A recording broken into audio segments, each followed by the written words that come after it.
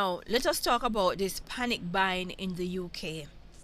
And it is just beyond belief. I've never seen anything like it. And I have to say this. Let us hope that this is a test. Let us hope that they just testing to see how you people will react, right? Because I cannot believe that so many of you had to come to the supermarket at the appointed time to purchase supplies. You should have had these supplies tucked away at home, ready and waiting for an emergency. Because for years now, people have been warning and telling, be prepared. You should have heirloom seeds, you should have tin foods and non perishables put aside already. Because the grid is definitely going down. Remember, we do not wrestle with flesh and blood. This is a spiritual battle. And we should have been prepared spiritually and physically.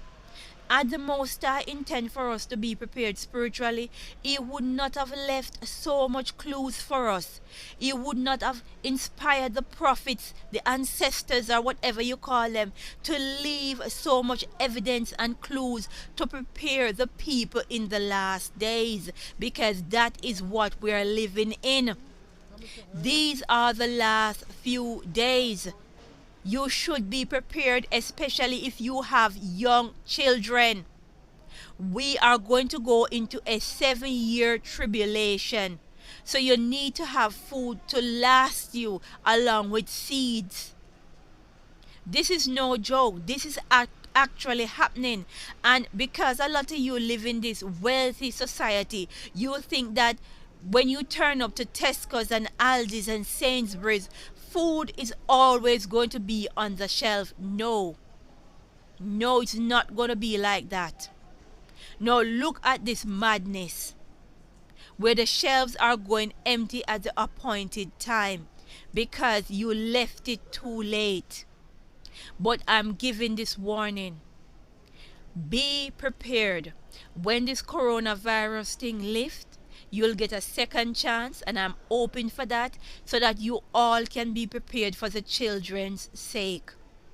We're also going into a famine, because just in case a lot of you is not paying attention, the climate is making it difficult for farmers to plant the crops, right? So you should always have your supplies ready and waiting, and if possible, plan for 7 years, because it is a 7-year tribulation, and it is a 7 year without food, without the grid. So you need to be able to live comfortable with your children for 7 years.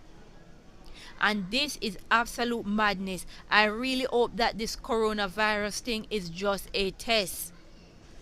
I've been telling people for years to be prepared, and they look down on me.